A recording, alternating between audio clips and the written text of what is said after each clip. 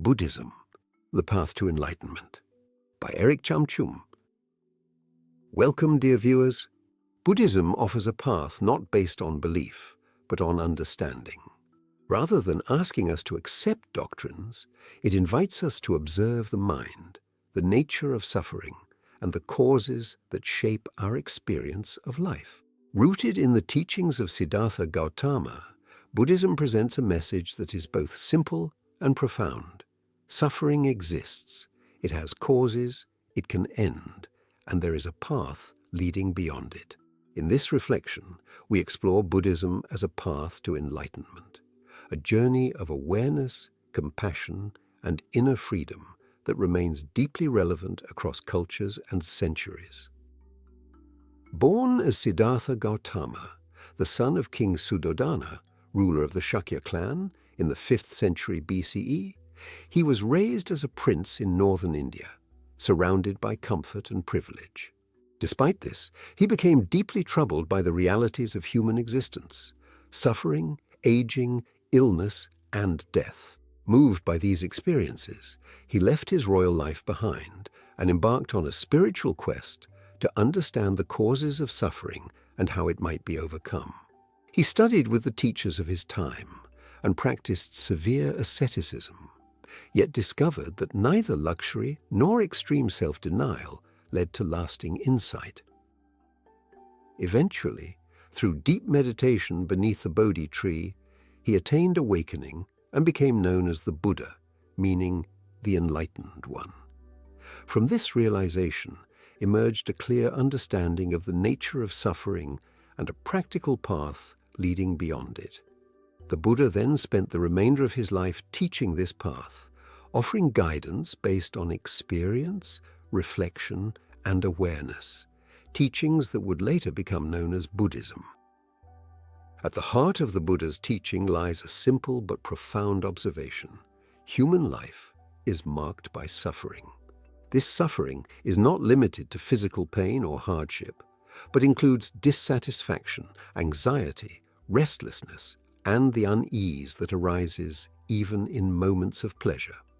The Buddha taught that suffering arises not from existence itself, but from attachment to desires, identities, expectations, and the illusion of permanence in a constantly changing world. When we cling to what is fleeting, frustration and distress naturally follow. Rather than presenting this insight as a cause for despair, Buddhism approaches it as the beginning of understanding. By recognizing suffering clearly and honestly, one takes the first step toward freedom from it. From this understanding of suffering emerged the foundation of the Buddha's teaching, known as the Four Noble Truths. These are not beliefs to be accepted blindly, but observations drawn from direct experience. The first truth recognizes that suffering exists. The second explains that suffering arises from craving and attachment, the desire for pleasure, control, and permanence. The third affirms that suffering can come to an end. And the fourth reveals that there is a path leading to the cessation of suffering.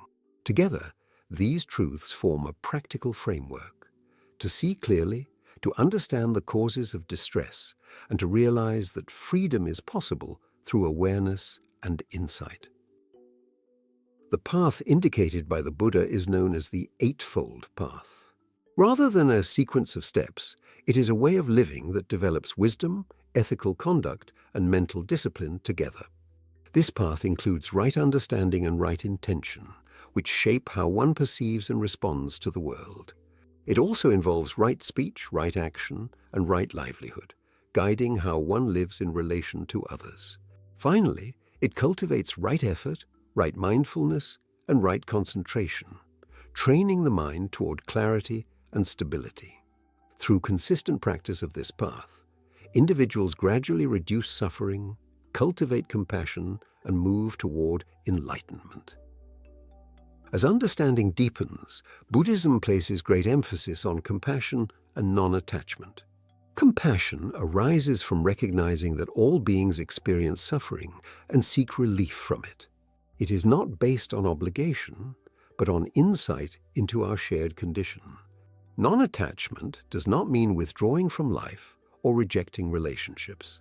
Rather, it means engaging fully with the world without clinging to outcomes, possessions, or fixed identities.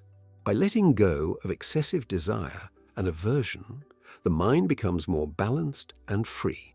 Through compassion and non-attachment, Buddhism teaches a way of living that is both gentle and resilient, allowing one to act with care while remaining inwardly at peace. The ultimate aim of the Buddhist path is enlightenment, a state of clear awareness in which ignorance, craving, and attachment no longer dominate the mind. In this state, suffering is not denied, but understood, and its causes are no longer sustained. Enlightenment is not described as escape from the world, but as freedom within it. One continues to live, act, and relate to others, yet without the constant inner struggle created by fear, desire, and illusion. In this sense, liberation in Buddhism is a transformation of perception, a way of seeing reality as it is and responding with wisdom, compassion, and balance. To clarify common conceptions often held by the general public, there are 3 points that are frequently misunderstood. Hinduism. Buddhism is often described as being derived from Hinduism. While Buddhism emerged within the spiritual and cultural context of ancient India, it developed its own distinct path and understanding. The Buddha engaged with existing ideas of his time, yet redefined them through direct experience, placing emphasis on insight, practice, and liberation rather than ritual authority or metaphysical speculation. Reincarnation. Buddhism does not teach reincarnation in the sense of a permanent soul moving from one life to another. Instead, it speaks of rebirth as a continuity of causes and conditions. What continues is not a fixed self, but a process shaped by actions, intentions, and understanding. Liberation, therefore, is not about securing a better future existence, but about ending the causes of suffering altogether. Dietary practice. Many people associate Buddhism with a strictly vegetarian diet. While some Buddhists choose vegetarianism out of compassion and non-harming, Buddhism does not impose a universal dietary law. Across traditions, the emphasis remains on intention, ethical awareness, and reducing harm, rather than adherence to fixed rules about food. Thank you for watching. What do you think about this video? Please let me know your thoughts in the comments below, and don't forget to like, share, and subscribe for more content. Please check out my other videos by tapping on the elements shown on your screen, or go to my channel to explore more content. Thank you for your interest.